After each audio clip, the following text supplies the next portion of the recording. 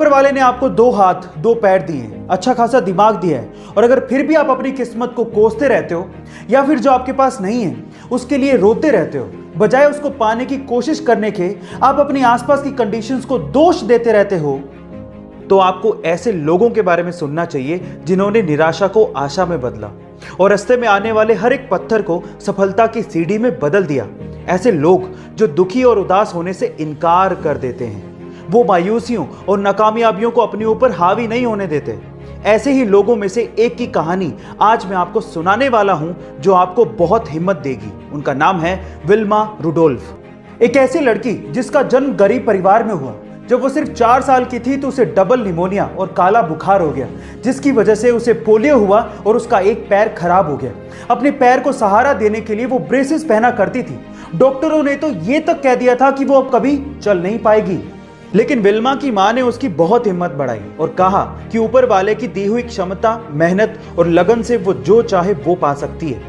यह सुनकर विल्मा ने कहा कि वह दुनिया की सबसे तेज रनर बनना चाहती है। 9 साल की उम्र में डॉक्टरों के मना करने के बावजूद भी विल्मा ने ब्रेसेस को उतार दिया और पहला कदम उठाया, जबकि डॉक्टरों ने कहा था कि वह कभी चल नहीं पाएगी।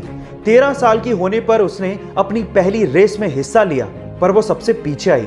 उसके बावजूद भी वह दूसरी, तीसरी, चौथी रेस में हिस्सा लेती रही और हमेशा आखिरी स्थान पर आती रही। वह तब तक कोशिश करती रही जब तक वो दिन नहीं आ गया जब उसने अपनी पहली रेस जीती। 15 साल की उम्र में विल्मा टेनेसी स्टेट यूनिवर्सिटी पहुंची, जहां पर उन्हें एड टेम्पल नाम का एक कोच मिला। विल्मा ने उन्हें अपनी ख्वाहिश बताई और कहा कि वह दुनिया की सबसे तेज रनर बनना चाहती है। तब टेम्पल ने कहा, तुम्हारी इसी इच्छा शक्ति की वजह से तुम्हें कोई रोक नहीं पाएगा और मैं भी तुम्हारा साथ दूंगा। आखिरकार वो दिन आ ही गया जब विल्मा ने ओलंपिक में हिस्सा लिया। ओलंपिक में दुनिया के सर्वश्रेष्ठ खिलाड़ियों का मुकाबला होता है। विल्मा का मुकाबला उस वक्त की सर्वश्रेष्ठ खिलाड़ी जूता हेन से था, जो कि कभी हारी नहीं थी। विल्मा और जूता के बीच में पहला मुकाबला 100 मीटर की दौड़ का था और इसमें विल्मा ने जूता को आसानी से हराकर पहला गोल्ड मेडल जीत लिया। दूसरी दौड़ 200 मीटर की थी और इसमें विल्मा ने जूता को दूसरी बार हराया और दूसरा गोल्ड मेडल अपने नाम कर लिया।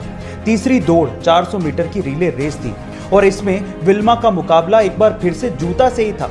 रिले के रेस में आखिरी का हिस्सा टीम के सबसे तेज रेसर को दौड़ना होता है, इसीलिए विल्मा और जूता दोनों को अपनी अपनी टीमों के लिए दौड़ के आखिरी हिस्से में दौड़ना था। विल्मा की टीम के 3 लोग रिले रेस के आखिरी 3 हिस्से में दौड़े और आसानी से बैटल बदली, पर जब विल्मा के दौड़ने की बारी आई तो उसके हाथ से बैटल छूट गई। लेकिन विल्मा ने देख लिया था कि दूसरे छोर से जूता हेन तेजी से दौड़ी चली आ रही है। विल्मा ने गिरी हुई बैटल उठाई और मशीन की तरह ऐसी दौड़ी कि जूता को तीसरी बार भी हरा दिया और अपना तीसरा गोल्ड मेडल अपने नाम कर लिया।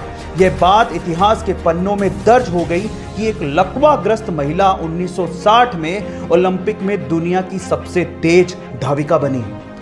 अब विल्मा रुडोल्फ की इस कहानी से हमें क्या सीखने को मिलता है, क्या आप जानते हैं? इससे हमें यह सीखने को मिलता है कि कामयाब लोग कठिनाइयों के बावजूद भी सफलता हासिल करते हैं, ना कि तब जब उनके रास्ते में कठिनाइयां हो ही नहीं। जब हम ऐसे लोगों की कहानियां सुनते या पढ़ते हैं जिन्होंने अपनी कमियों को खूबियों में बदला, तो हम में नया जोश और नया उत्साह भर जाता है और यही A2 मोटिवेशन का मकसद है।